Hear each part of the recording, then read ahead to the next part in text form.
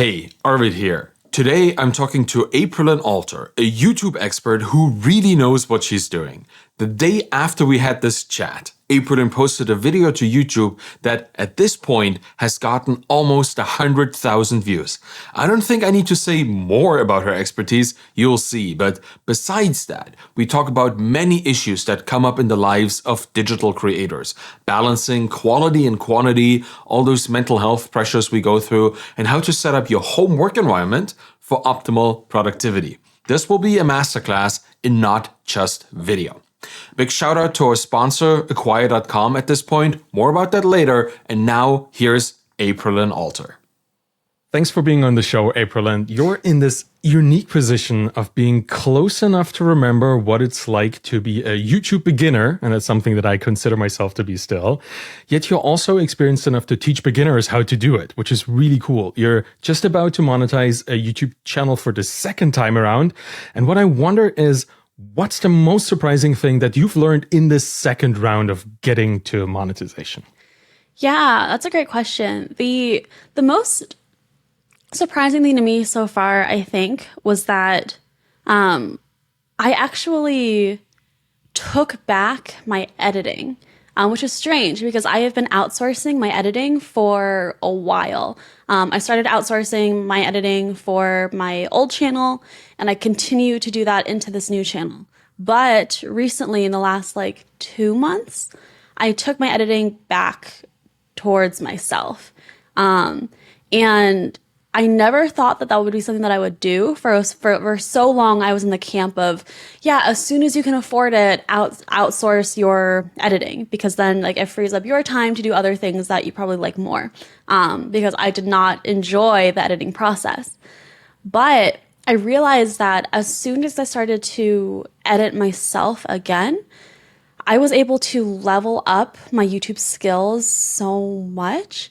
And just became an overall better creator, and my content became a lot higher quality. Not because I can edit better than my editor.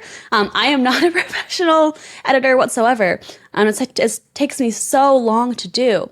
But it's because when I have full ownership of the entire process again, I'm able to, fully create the vision. And so the cool thing about having a new channel is that I get to experiment so much more with the different types of content and then the different styles of content and formats that I want to try out. And it's a lot easier, I think, for me to iterate and pivot and try new things when I have ownership of the entire thing versus I'm trying to communicate with an editor oh, hey, let's actually try this style. Let's actually try this thing or that thing. So yeah, I think I surprised myself in taking back my editing. And I was surprised by how well it went. And now I probably won't outsource again for a long, long, long time. That's so interesting because I've been doing all my editing myself, and I've always been thinking, when can I give it away? You know, yeah, exactly. Because as enjoyable as it is to be able to experiment for myself, it just takes a lot of time, right? It's a lot of time. But then again, what I'm hearing is that time is well spent, because it's time to allow you to experiment more and to do things. But I have two questions as a follow-up here. Obviously, spending time doing your own editing allows you to be more creative. But does it also help you just become better at talking to the camera? Do you see, is there a kind of self-reflection in there where you kind of train yourself to be better at presenting, to have more energy, or to convey things better? Is that something you've been experiencing? Yeah, I get that question sometimes. For me, no. Because I guess when I'm editing, I edit for so much more than just, my talking head footage. I think when I film, that's really when I try to focus on my tonal inflections, or making sure that I'm energetic enough, or I'm saying the sentence in the right way. When I edit, it's less so about that and more so about, okay, how can I use what I have? Because my content isn't particularly whoosh, all of, it's I'm not giving away a castle. I'm not, doing all of this stuff, right? I'm teaching people about YouTube. This is not groundbreaking, super hyper emotional stuff. But but the cool thing about editing is that I get to just take the base footage, which is me talking to the camera, hopefully with some degree of tonal inflections and other stuff like that, but mostly like augment that with visuals and B-roll and music and sound design, and just like really take it from meh to something that I'm very proud of. So I think like that's kind of the skill that I'm honing with the editing process. Interesting. Do you experiment a lot with tone between your videos? Because I've been noticing in your work that all of the videos you do are slightly different in style. You do a lot of experimentation right now, just I guess trying to figure out what works, which is awesome because that's such a indie hacker mix between an indie hacker and a creator, just experimenting all the time. Is that, do you experiment a lot with that? Yeah, I mean, again, that's a cool part about having a new channel is that I can experiment. And so, yeah, with every new video, I think a lot about like, what do I want the final product to look like and to feel like? And I've been experimenting a lot with like what that is. Taking inspiration from some of my favorite creators and like, oh, like how can I take elements of that into my own content? Especially I think in a more saturated niche, like the YouTube tips niche, where there are a lot of people there. You have to think about, okay, like what's going to set my content apart? And for a lot of people, it's like their own style and the format. And so I've been experimenting a lot, and like this new one that's coming out is actually different from what I've released so far, and I'm very excited for it. And yeah, it's also a degree of what do I enjoy creating, right? Because like that's like what you're really looking for is what works and what do you enjoy, and that you can continue to do consistently while loving the process. And so that's what I'm doing. That is awesome. That must be fun. YouTube must be pretty present in your life right now, right? Like, Oh yeah, it's like the only thing that I think about all day and fun. Night. Yeah, Yeah. for sure. Right? You can't sleep. Got it. YouTube. That's interesting, because it is different now than it used to be like a couple months or years in the past. You did pivot, right, from your first channel to the second channel. Can you maybe tell me more about that pivot? How that came to be? Yeah. Okay. So my first channel, I started YouTube in July of 2021, I believe, and I had no video or editing experience whatsoever, but I had listened to a podcast featuring Ali Abdaal. And he's a well-known, fantastic, very lucrative YouTuber.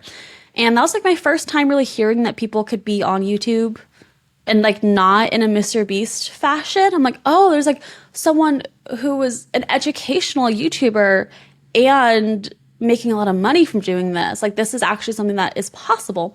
And at that point I was like trying to do a lot of different things. So I made a YouTube channel. At that point I didn't really know what my niche was. I just kind of like took Twitter threads, X threads, but it was Twitter at the time. And turned them into YouTube videos. And then late 2021 happened.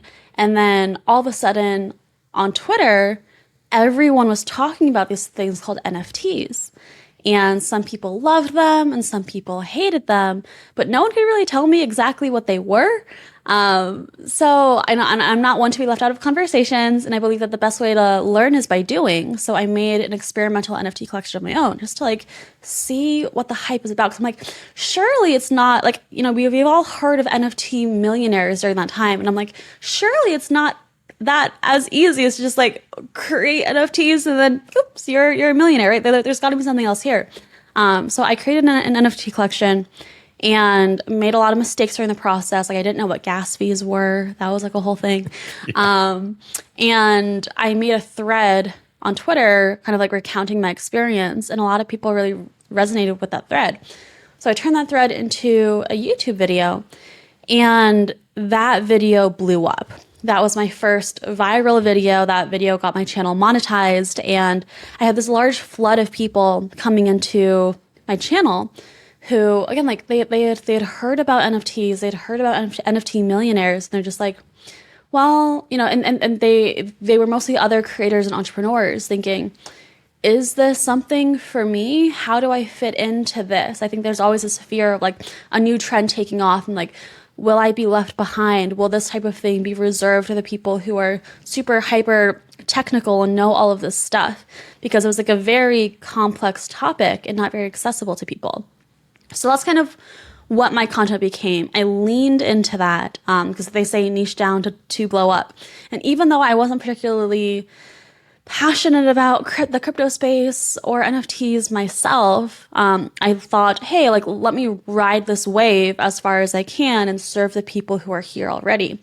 So I made more content focused on the creation process of NFTs and making the industry more accessible to people who otherwise would not be able to like understand what's going on. And that did super, super well. And my channel was making upwards of $100 per day just from AdSense alone. And then you have sponsorships on top of that. Things were going really, really well.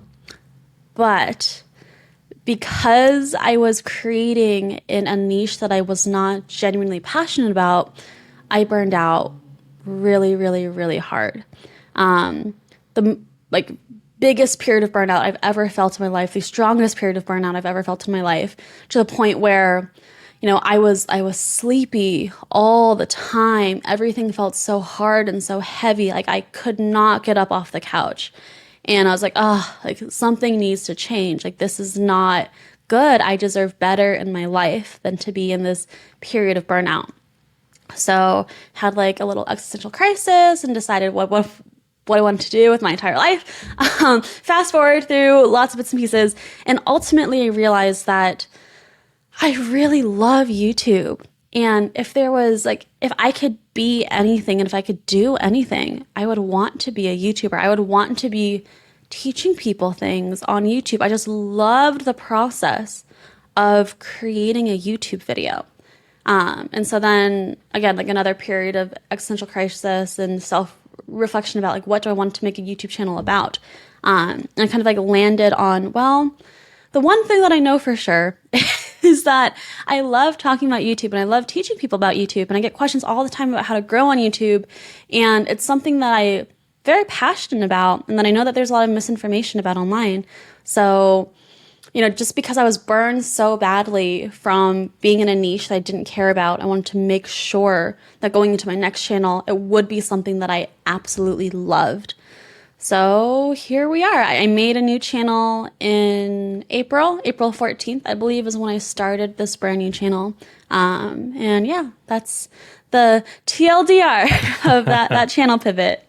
That's awesome. I love the fact that you went from something that you were not passionate about, like in terms of the whole NFT space, which is something that I kind of feel the same. I love the technology. I love the social implications of what may happen, but I'm just not that into it in the sense that I want to contribute and want to be part of all these communities. I also launched a failed NFT collection, which was fun. And I got to talk about it. I got to talk about like failing at understanding why this works and all that stuff, which is nice for me. It's a learning for me that I got to share through my means, which is podcasting and writing, right? And now I guess video as well. But it's interesting to try these things out and then use them. What I really like about the journey that you're currently on is that instead of saying, I built this amazing channel on YouTube, follow me and do what I do, you started a new one and you want to just really walk the walk. You want to get it to monetization to show people that it can be done repeatedly.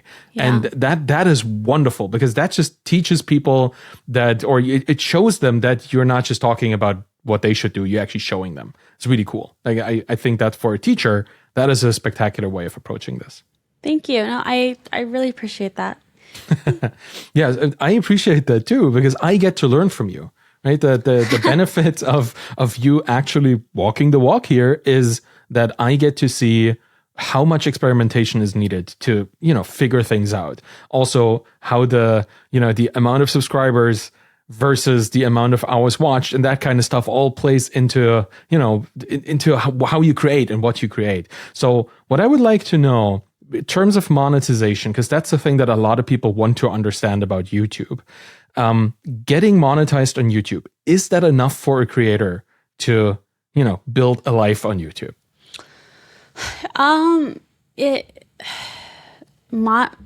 Monetizing your channel alone in the beginning, no.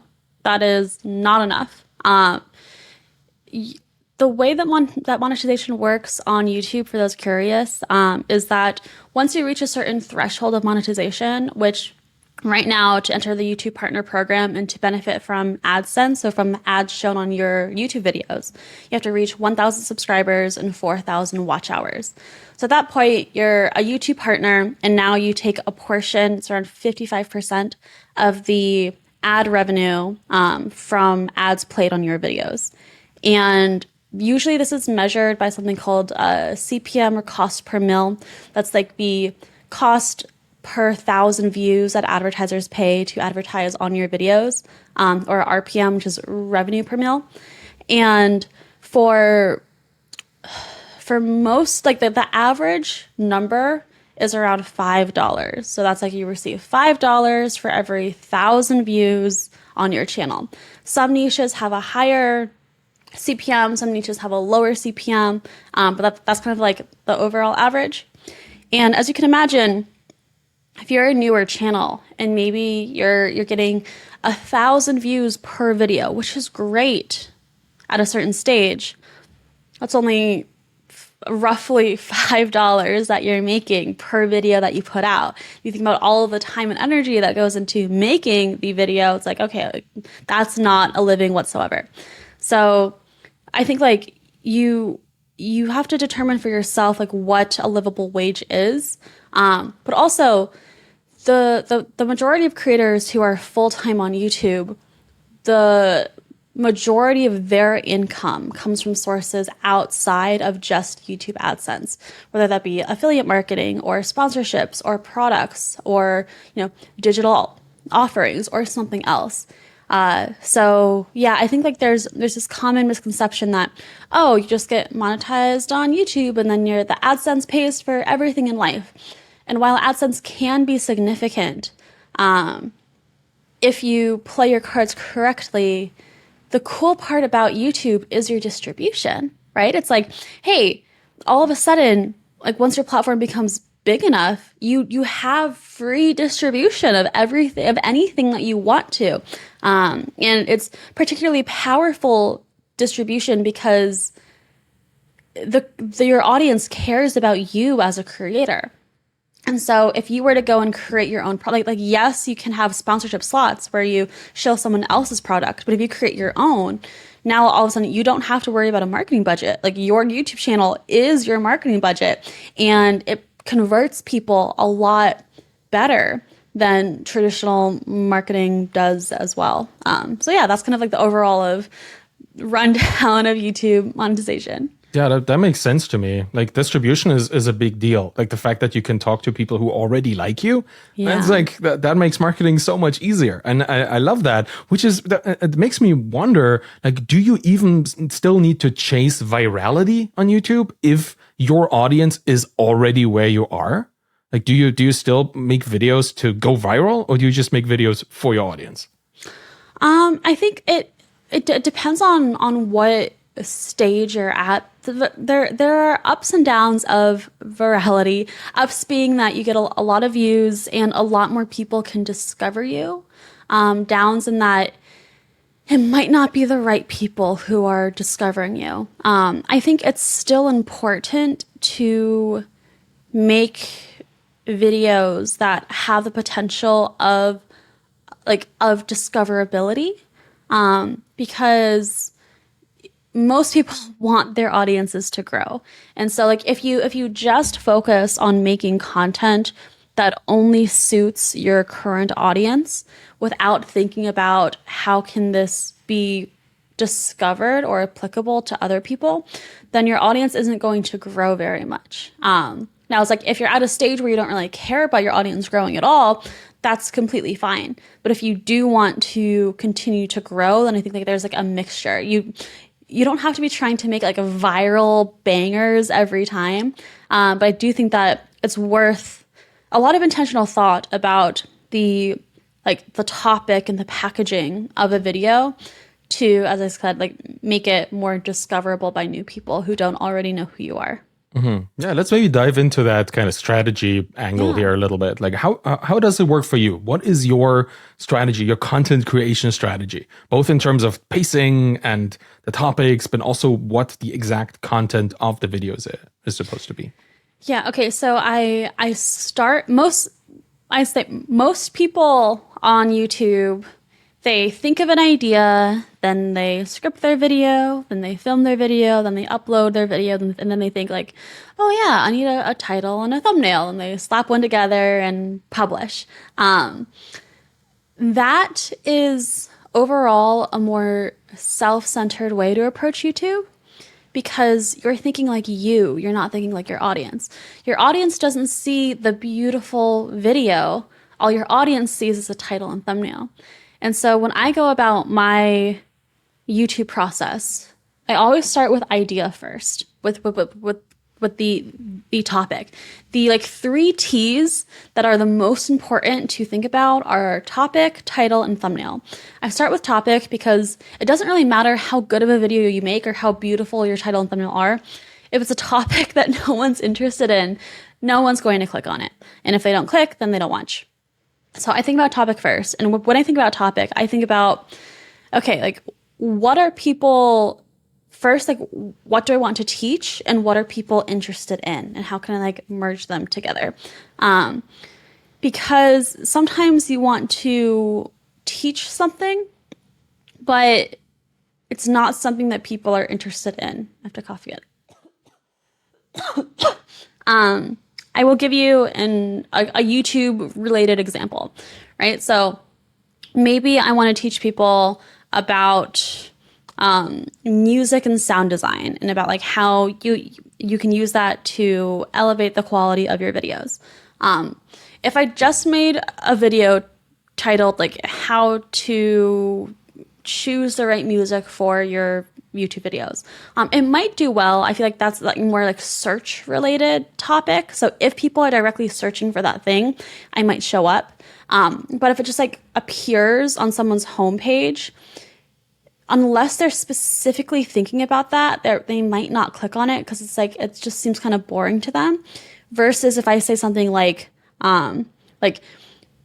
this one thing will 5x your views or something, or like this one element will elevate the quality of your videos. It won't be phrased like that, but then it's like, okay, you capture something that people are interested about, which is getting more views or growing on YouTube, and you're hooking them from there, and then you're delivering on that promise, but by talking about the thing that you want to teach. And so that's like the whole concept of packaging is what's the topic and then what's the title and thumbnail. So how do you make a title and thumbnail combo so good that if people see it and they don't click on it for whatever reason, they'll think later in the day of like, man, I wonder what was in that video. You know, like you want it to be that intriguing. Yeah. So then they click on it. And then when it comes after I have my title and thumbnail and topic, that's when I'll start scripting the video itself. And I have like a whole process around like research and then outline and then scripting. And then after I script, starting now, actually in my most recent video, I've experimented with a new process where instead of going straight into filming, after I script, I go through my entire script and annotate it with exactly what is going to happen on screen during each of those times, whether that be B-roll or a visual or an animation or talking head footage. And that like takes a lot of, I guess, like the mental effort of the editing process, but front loads it. It also helps me with like the filming process and making the filming process a lot easier because I know what I need to be filming. And then after I have all of my footage, then I'll hop into my editor and edit the video itself. And after all of that, export, publish, and a video is out. I love that you pre-edit your video before you filmed it. That's kind of cool. Like that conceptually. I mean, I guess that's how most like high budget movie productions work, right? Everything is already in the script, very, very clearly laid out. But for a single creator, it tends to be less organized. I love that you organize it that way, that you have everything figured out in the beginning. That's really cool. Yeah, it's something new that I tried with this video, and I've loved how it turns out. In terms of like, I don't know, I feel like I'm able to create a more dynamic video because of that, and because the editing process is already something that's like, it's so much effort. If I can like front load at least like the mental part of it, then all you have to focus on in the editing process itself is the execution, something that I've already thought about, which is great. I love that you call it more dynamic because in a way it's more constrained, but it allows you to just feel more free in knowing what exactly is happening around you, right? You can kind of play with that in a way. That's cool because I do wonder, is it potentially harming your creativity in the editing process to have everything laid out even before you film? No, because like I can always change something if I need to. But two, it's like it's still like the same thing, right? It's still like the same creative process that I'm thinking about, but it's just at a different time, right? And so it's like I would be doing this either way, either after filming or before. And I'd rather do it before because like in this case, like I thought about a lot more types of B-roll that I wanted to include that I thought would look really, really cool. And part of like the rough part about editing is if you start to edit and you're like, I really wish I had footage of this, but I don't. So I'm going to do something else, right? Versus if I say that before the filming process starts, I can record as much extra footage as I want to. Then I could decide for myself if I want to use it or not in the editing process, but at least it's there. Mm-hmm. Yeah, that makes perfect sense. It is very clear. I love the way of phrasing it. You're still the same creative person. You just at a different point you apply this creativity. That's cool. Let's get back to title and thumbnail for a bit, because as a YouTube user, not just as somebody who is like throwing this mostly unedited podcast on YouTube, but also as somebody who just watches a lot of YouTube from all different kinds of people. Title and thumbnail is all I have to make a judgment about the video, and that's kind of what you explained, right? You have your home feed, the kind of stuff that gets shown to you, and then you have the things you search for, which apparently are two very different things to optimize for. That's interesting. But let's dive into title and thumbnail before we get to that, hopefully. You never know. I, as somebody who wants to build a very authentic brand, like being myself in front of people, I struggle so hard with catchy titles and thumbnails. Like it always feels like it's not me to be louder than I am and to promise more than I think it actually is about. How can I avoid feeling that way? Because I know I need to compete with all these other very showy, very flashy things on YouTube. Like how do I deal with that as a creator who wants to stay authentically myself? Yeah, I think like it comes down to it's not about you being loud. It's about your audience. Like it's about your audience wanting to click on the video. It's about like getting the audience to watch the video in the first place. And so it's like, again, like they don't see your video, and most likely they don't know you.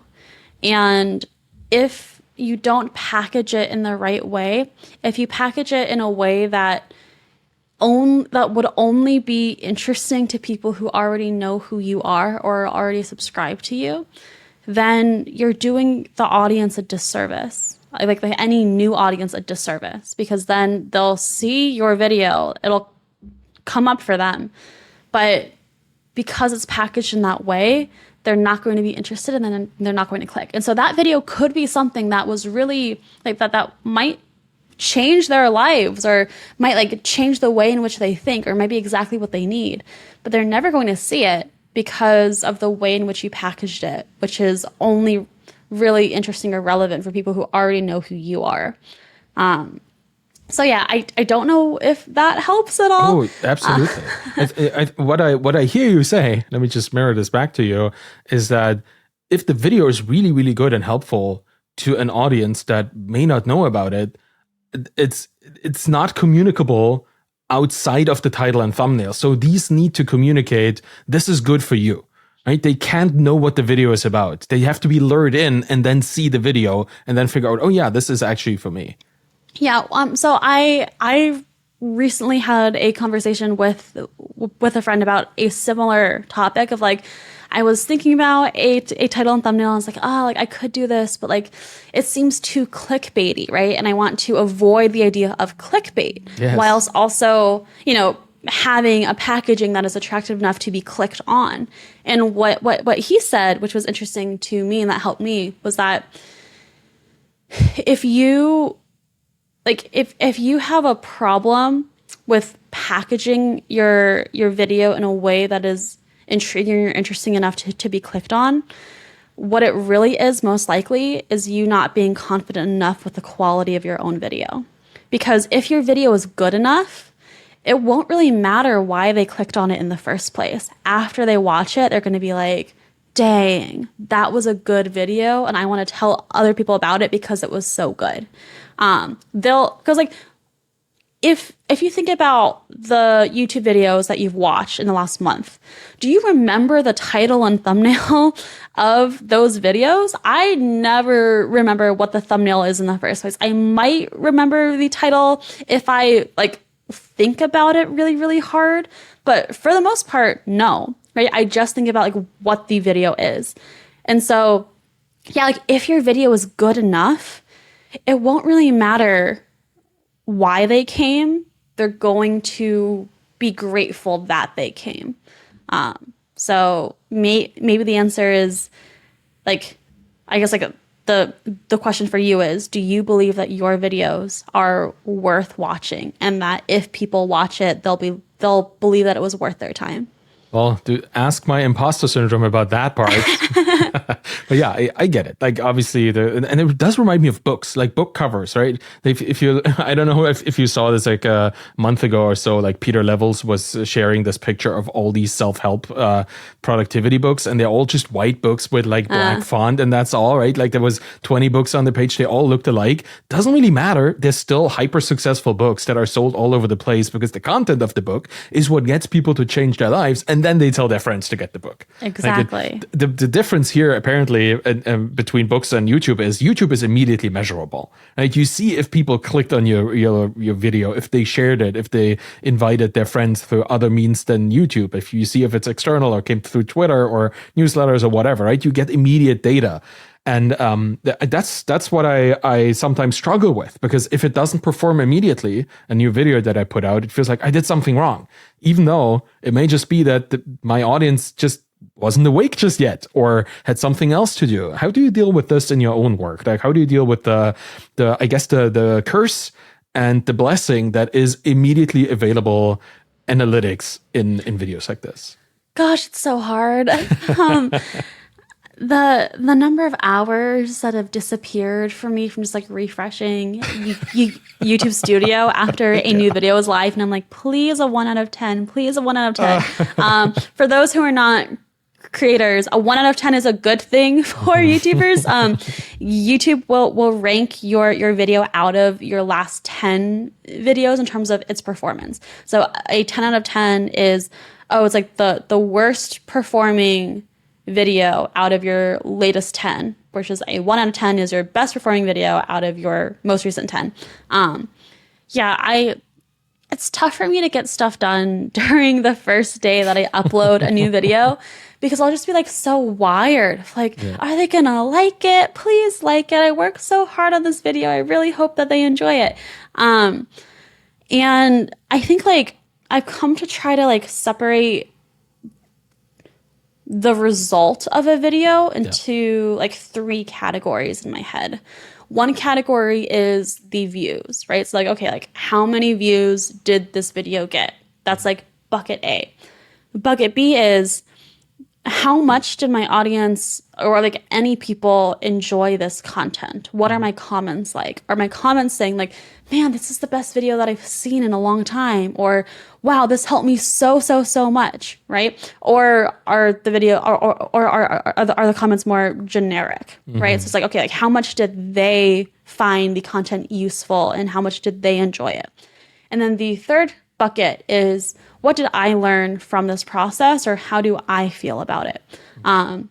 So for a number of videos, right, they might not perform the best, but I learned something new. And it's like, I like thinking about YouTube skills in general as like collecting more like items or buffs in the video game that is YouTube. It's like, okay, like maybe you didn't defeat the dragon yet, but like in this run, you were able to pick up some new items and buffs that can help you in the next time that you try to defeat the dragon or make a viral video, right?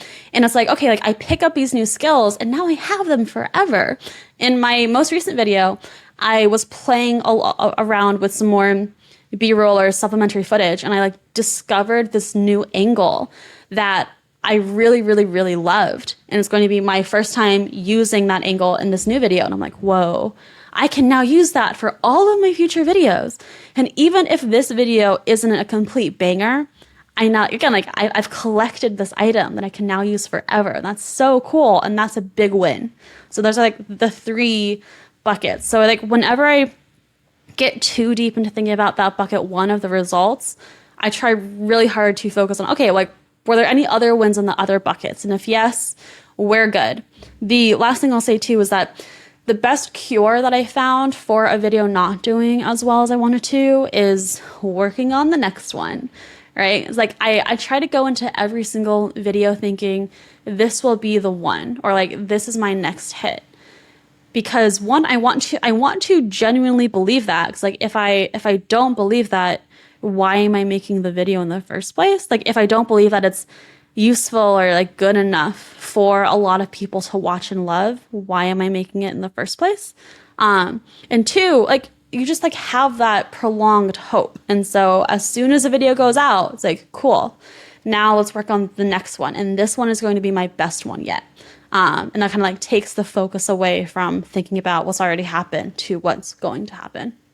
Yeah, that 1 out of 10 thing on YouTube, that is, it can give you brain damage. That's how I feel sometimes when I look at this. It's like I'm looking at this number that won't change like over the next couple hours. It's just not going to happen. And what do I want out of this? Why do I want it to be higher? Like every video is different too, right? You can't expect to be better every single week than everything you've ever done before. That's not how progress works. It's like a back and forth. I really like the idea of separating this into buckets and taking the like analytical results in a different bucket than the results for you as a creator, the learnings, the internal learnings. And I love the dragon World of Warcraft rating metaphor there, because that's how I feel about like my whole creator journey. I started like with item level 200 and now I'm at average item level 457 or something. It increases over time. It does. You don't really see the massive difference as you go through it. But over time, looking back at 2 years ago, I was listening to my 20th podcast episode for I misclicked somewhere yesterday. Let's just say that. I just randomly clicked on my website and I clicked on the audio version of episode 25 or something. And I was listening to the audio and it was horrible. I recorded that with my old, what is it called? This weird high gain microphone that picked up everything around me. And it was really bad, not edited at all, super bad. And it was like, still, people listen to this. And the same people that listened to that back then, they listen to my stuff right now, which is much better produced. It's much better thought out and all of that stuff. They still around. Like, they didn't hate it back then. Why should I think it was bad, right? It's like, you see the increase of quality over time and you see your own journey, which is really cool.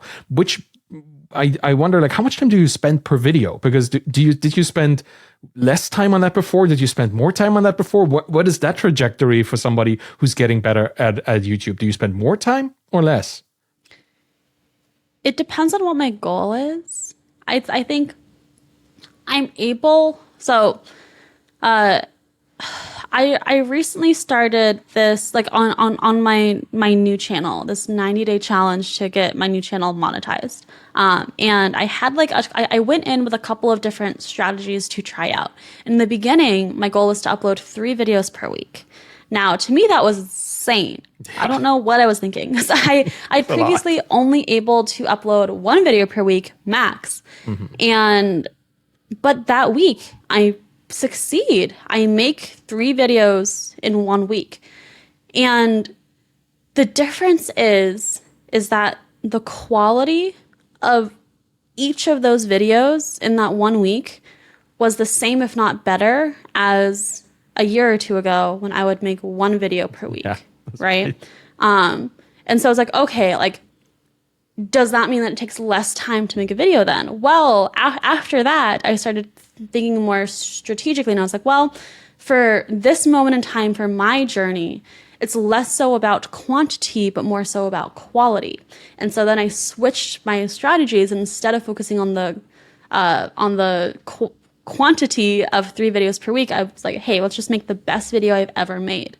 Now I take a lot more time on each of my videos, more like an entire week for a single video, which is a similar time as what I did before, but the quality of this video is so much better than ever before.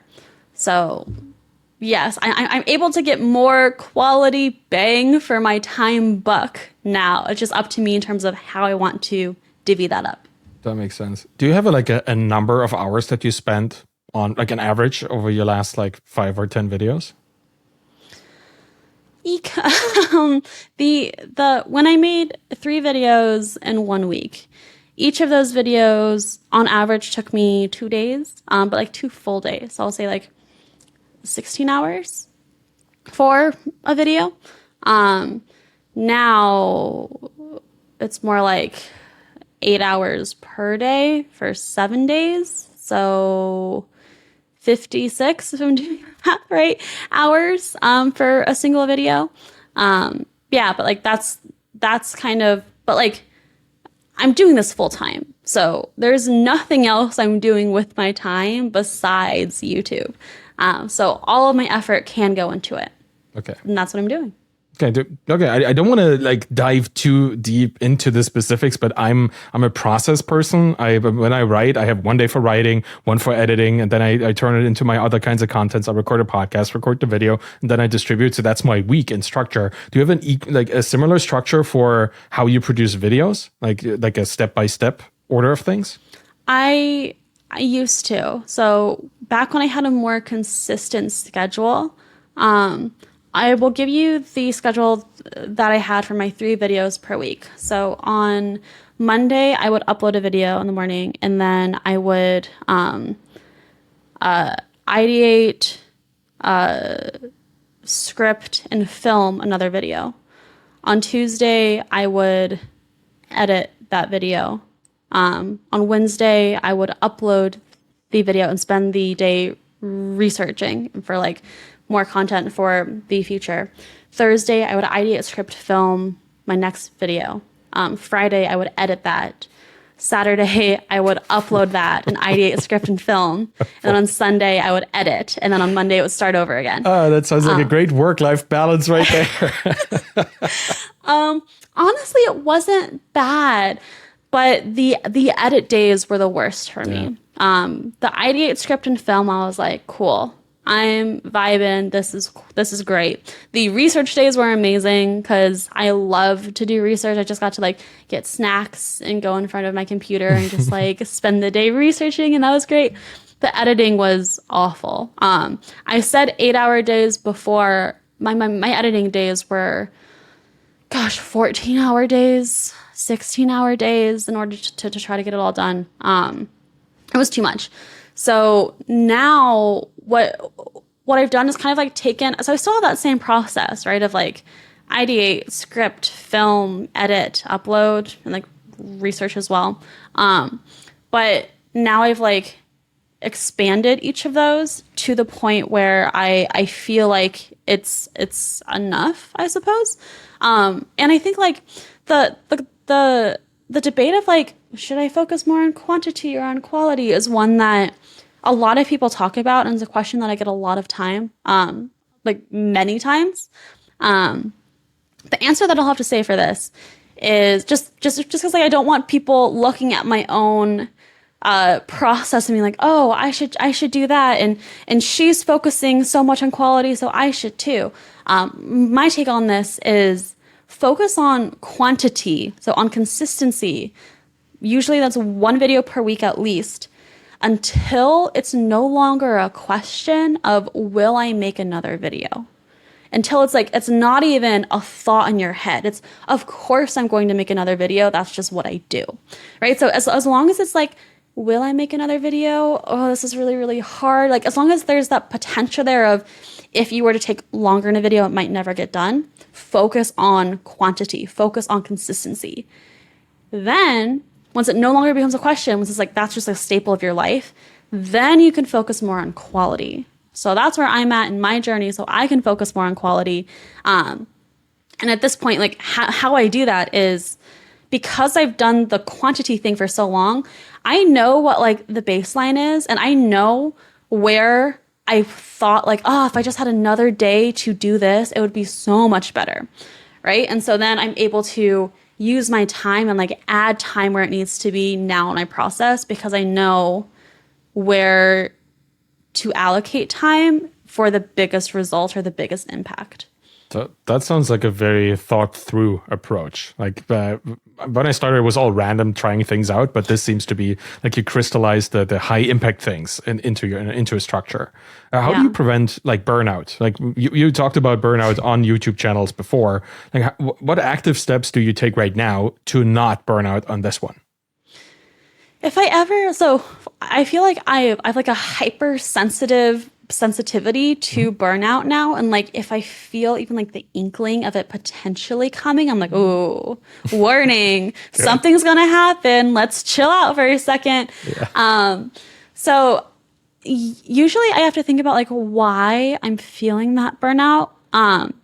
And at this point for me, it's usually something external, because I've done enough work and I'm far enough along my own journey that I am confident that what I am doing now in terms of like the content itself and the process itself is something that I genuinely love. Like I genuinely enjoy. And it's taken a lot of work to get to this point, but it's something that I believe to be true.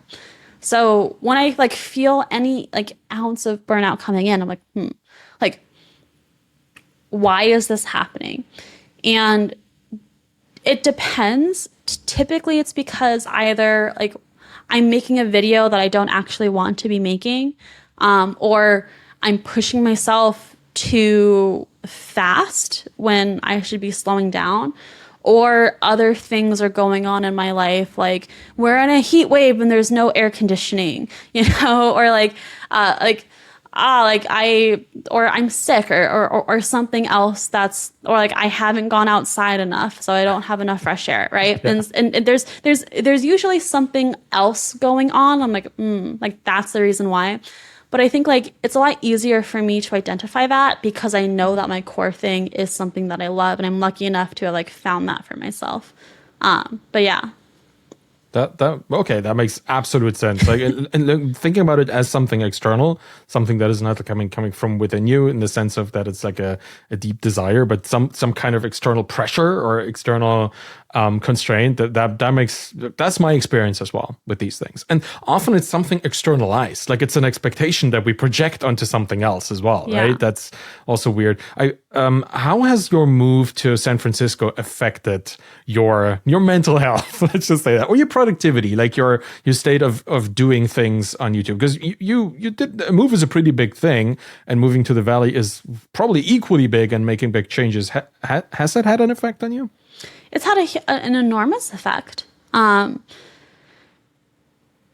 probably for a different reason than you would think. So prior to this, I've been living with my partner Rox for almost 2 years now, and for the majority of this time, we were both working from home in the same place, and it was great But I feel like neither one of us were as productive as we could have been because, oftentimes it was in like a 1-bedroom apartment. And so we're not even like distanced from each other in different rooms. We're normally in the same room in 2 different corners. And it's just like, it was so hard to have long productive hours. Right. Because I think we picked up on each other's energies a lot. So it's like, even if I was like in the zone, if he was having a rough day, I would pick up on his energy and like want to go and console him or want to like go and see what's going on and vice versa. So when we moved to San Francisco, he now like works at like a different physical office. So he leaves early in the day. Perfect. And he doesn't come back until really late at night. And also going to San Francisco, I didn't really have any friends here at all. I had one friend that I was looking forward to seeing here. The week that I moved here, she moved to Romania. Okay. So I was like, man, of course. So I didn't really have any friends here at all. And there was this like moment, and I guess like the main shift that happened was the default was stillness. So the default, if I were to do nothing in this apartment, it would just be still. Rocks wouldn't be here. I wouldn't really have friends like trying to hit me up or, go out and do an activity. I would just be alone and still. And also I have these like gigantic windows in this apartment, which is like has a gorgeous city view. So I can just like stand there and like look out into the city, which I love because I love that San Francisco is a city of builders. And there's this energy of like people, a lot of people are here working towards their dream.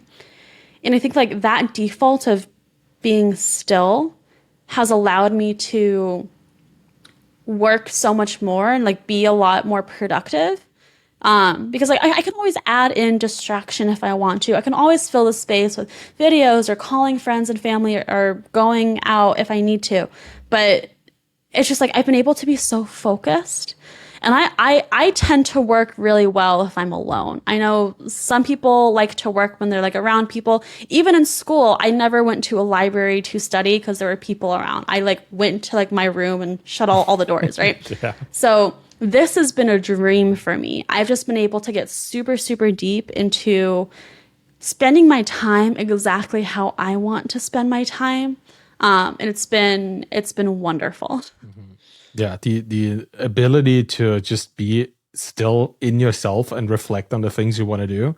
I think that's the source of energy and the generative core of most creators. Many creators. I don't know. Like, people have different personalities. And like you said, some people need their solipsistic kind of enclosed space. I'm the same way. Like, this is my room. And nobody goes into my room if I don't allow it. I have a biometric lock on the door. Nobody gets into this room. That's how my studio is. What about your dog? The dog, she can knock, and then I will let her in. But we should have a little doggy door in here. But no, like the puppy is an exception because she's my co-founder at this point, so she has sense. Access privileges to my room. But yeah, I need this space as well. Like my creative source is finding a silent place, thinking, and then I can fill it, like you said, with distractions as well. I think it's important to have that place to go to. And probably that is something over the last couple of years that was significantly lacking in most people's forced home office lives, right? Particularly if you have kids or pets or just loud neighbors, you live in a busy space, not having a place to go back to retreat to relax, that probably was a big issue. It's nice that you have that. I'm really happy for you to be able to have this place and also for Rox to have his thing and do his work from another place and not have this kind of energy bounce that you were describing. That's really important. So having maybe that's something to talk about. What does a creator's space look like? Like how do you set up your space to be creative in? Starting with not having another person sitting there streaming for hours a day, right? Yes, for sure. I mean, I think it's very dependent on the creator in general. I can speak to what helps me out. One thing that really helps me, which might seem counterintuitive, but I think like if you're a creator, you would understand. Having some sort of structure in my day helps a lot with being able to be more creative. And so like the very first, like I have a morning routine where when I get up after I brush my teeth, I will go to like a specific like corner that I have over there where I have my journal and a pen, and it's right next to a window. So I will open the window, get that natural light, look out into the city, and just spend some time journaling. It doesn't have to be that much, like one page if need be. Usually it's longer. But no matter what, I start my day, unless I have a very early call, I start my day with that. And I just think like it helps so much, just like to get me ready for that day, to look out, to get inspired by the city view, and to just like reflect and think about like where I'm at in the current moment and like what I want my day to look like. After that's done, then I can like start my day. And I like having like a separate like desk that I use for just like work, I guess. If I want to like watch TV or something, or like watch YouTube, because at this point I just consume YouTube for entertainment. I don't really like watch TV anymore. It's like we have like an open floor plan, so it's like this, like the L is the couch, and then and the TV is here, and then on the other side of the couch is the desk in this like corner. And I guess like all this to say that for me, I really loved like the separation of spaces. It's like, okay, I have a specific space for journaling. I don't do any work there. I don't do anything else in that space other than journal. I have this space. I have this space for work. I don't do anything else in this space besides work. I have that space. I don't do anything else in that space besides chill, right? And just like having those separation for me has been really, really great. And then also like even in that, there's like another little kitchen table and like the like bar kitchen area where I can go and sit if I want like a change in scenery, or like, you know, if I want to go and like write someplace else. So I think like the optionality and like where I want to like sit and do work if needed, and the separation of spaces and access to natural light have been pretty big for me in terms of being able to like more easily access a flow state. That is something that I've witnessed both in myself and a lot of other creators. Like when you told me the story about you having your little journaling spot where all that happens there is journaling. I had this conversation a couple of weeks ago with somebody else. They have their journaling spot. It's that one seat in the house, like a nice cushioned space where they can relax into it. They have their little coffee table beside it, and then they spend like 30 minutes or whatever journaling, and then they leave the space and nobody else is allowed to sit there. It's their spot, right? And that's for that purpose alone. I think that's something that if you're building a home office or if you want to work from home, you have to really consciously make these spaces for yourself to be creative in. I've talked to writers that have a desk that is just for writing by hand, and then there's the computer desk for writing, you know, on the keyboard or whatever. Like, taking these different activities and giving them individual spots and spaces that compartmentalizes the activities into spaces where if you go there, you're prepared to do that work. Yes. That is something that I found myself too. Like the space I'm sitting in right now is my recording computer. Like I literally bought a little Mac Mini that is connected to all this stuff here that is just for recording. I don't edit here. I don't do anything else here. If I sit on this chair here, I record. Which brings me into a mind space where I'm more inquisitive, right? Where I'm talking to people and I get to ask them cool questions that brings me an energy. And then I move over there, which is invisible right now because it's obviously not in the recording space. And that's where all the kind of analytical, deep work happens, that the editing, even the writing, and that happens there for me. So it's really cool to see you taking that step as well and having all these little spaces. That's interesting. Was that conscious? Like, did you consciously set up the space like this, or did it just, do you map the activities onto the space? Most of this happened by happenstance. So when we moved into this apartment, we are subletting. And so this is like a fully furnished apartment during this time. But where this current desk was where my journaling nook is now. And I didn't like that in terms of like having like a filming background. So like I moved things around, but then that area was bare, and I was like, we got to put something there. How about like a little like desk over there that we can put like the coffee maker on, and maybe I can journal. And I think like as that started to be built out, I started to realize like, oh, this is actually a huge deal. Like I'm able to keep with a journaling habit that I know is really important to me, but that I haven't been able to keep with for a while because there's a designated spot for it.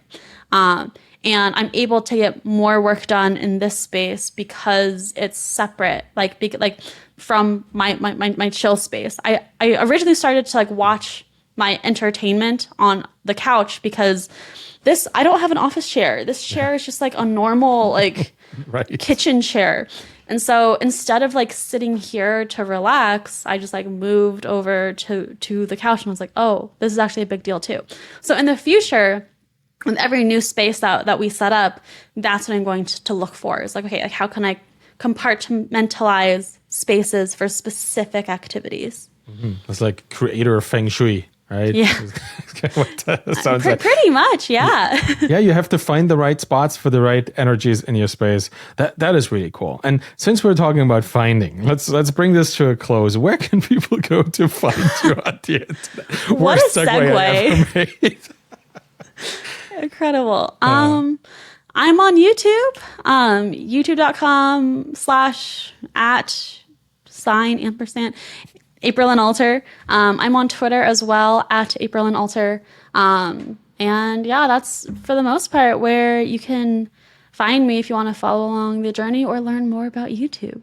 I highly recommend it. I'm a big fan of your work. I follow you everywhere I can find you because your insights are spectacular.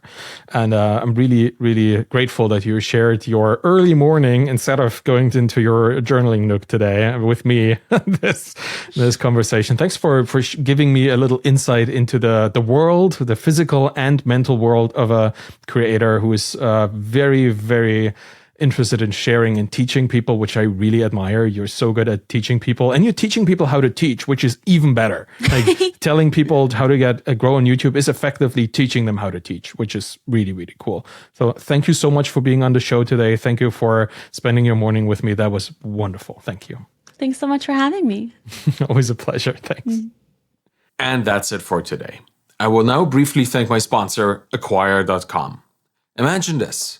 You're a founder who's built a solid SaaS product, acquired customers, and is generating really consistent monthly recurring revenue. The SaaS dream, right? The problem is you're not growing for whatever reason. Maybe it's lack of focus, lack of skill, or just plain lack of interest, and you feel stuck in your business with your business. What should you do? Well, the story that I would like to hear is that you buckled down, reignited the fire, started working on the business, not just in the business, and did all those things like audience building and marketing and sales and outreach. And 6 months down the road, you made all that money, you've tripled your revenue, and you have this hyper successful business. But reality is unfortunately not as simple as this. And the situation that you might be in is different for every founder facing this crossroad. Too many times, the story here ends up being one of inaction or stagnation until the business itself becomes less and less valuable over time, or worse, completely worthless. So if you find yourself here already, or you think your story is likely headed down a similar road, would consider a third option, that's selling your business on Acquire.com. Because capitalizing on the value of your time today, that's a pretty smart move. Acquire.com is free to list. They've helped hundreds of founders already. Go to try.acquire.com/Arvid and see for yourself if this is the right option for you. Thank you for listening to the Bootstrap Founder today. You can find me on Twitter @ArvidKahl, ARVIDKAHL, and you find my books on my Twitter course there too. If you want to support me in the show, please subscribe to my YouTube channel, get the podcast in your podcast player of choice, and leave a rating and a review by going to ratethispodcast.com/founder. Makes a massive difference if you show up there, because then the podcast will show up in other people's feeds. Any of this will help the show. Thank you so much for listening. Have a wonderful day, and bye-bye.